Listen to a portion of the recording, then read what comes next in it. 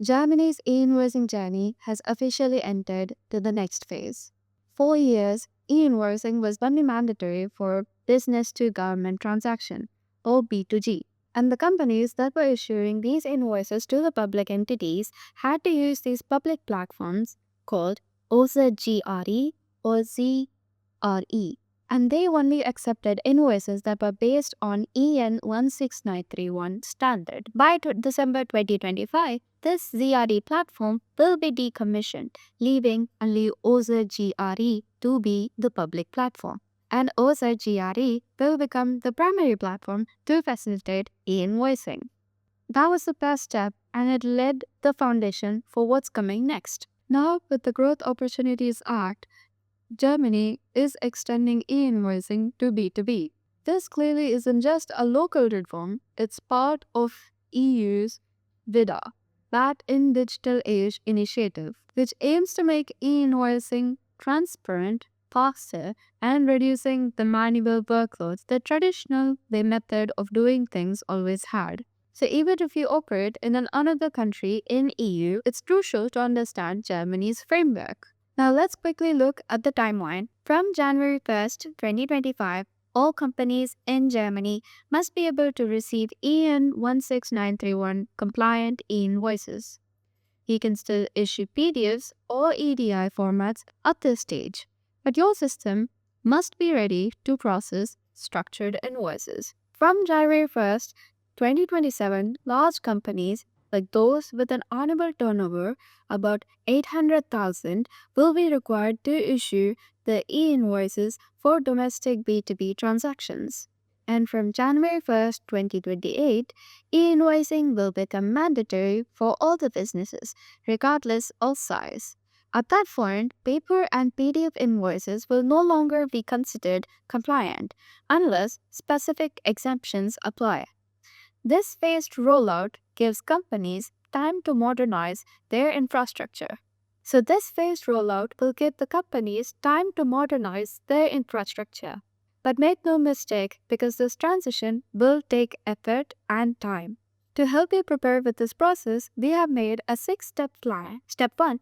Map your current invoicing process. Start by understanding how the invoices are currently being created and sent within the organization. You need to list every system that is involved: ERP, accounting software, billing tools, or even the spreadsheet, and identify whether these systems can generate structured formats like XML or UBL. For many companies, the first challenge is realizing how many touch points are involved in creating an invoice. Step 2 is to clean and standardize your data. The German model is based on EN 16931 standard, which defines specific fields for supplier information, buyer details, tax ID, VAT codes, and the payment terms. So if your current invoice is free of text or has inconsistent entries, now is the time to clean it.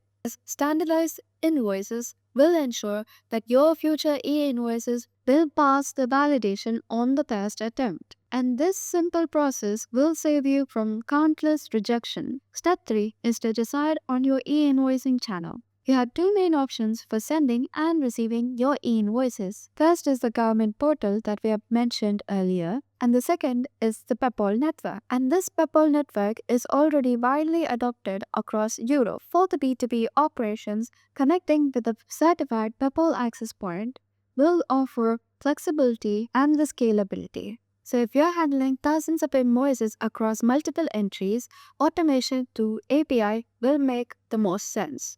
Step 4 is to automate the validation and the archiving process. Every country that is applying the EN 16931 standard has its own validation rules. And Germany is no different. Before an e-invoice is transmitted, it should be checked automatically for the mandatory fields and the tax accuracy. At the same time, remember, German law states that you need to archive your e-invoices for 10 years. So you need to ensure that your storage solution is secure, searchable, and compliant with the audit requirements. Now, step 5 would be to align your IT and the finance teams. E-invoicing clearly isn't just a finance project. It's a system-wide change that affects the data flows, integration, and compliance reporting. While the finance team will be able to understand the BAT as well as the regulatory frameworks, the IT is required for the automation of this process and handling the architecture. The most successful companies will bring both of these teams together early on. So they will start reviewing the schemas, mapping data fields, and planning the API integration as a one big project. The final step: test, monitor, and adapt. Before going live, use the sandbox environments to test the real transaction flows. It is required that you simulate the common errors that would be faced when e-invoicing goes live, like invalid VAT IDs, currency mismatches, or missing buyer references. And you need to ensure that your system is capable of catching all of these errors. Once in production, there needs to be continuous monitoring submission and acknowledgements. Government often releases new schema updates or validation rules. So staying compliant means ongoing adaptation, and this is clearly not going to be a one-time setup. So if you follow these 6 steps, which is 1.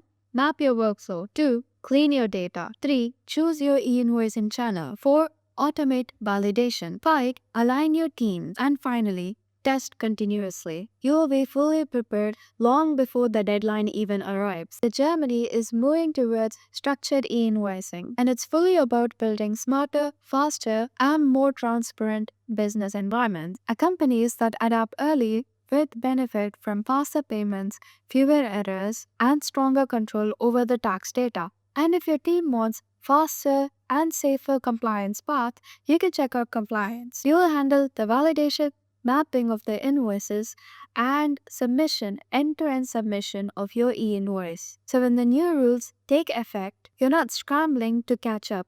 You're already ahead of the curve. So if this video helped you understand Germany's e-invoicing structure, share it with your team and subscribe and follow along. Thanks for watching. I'll see you in the next one.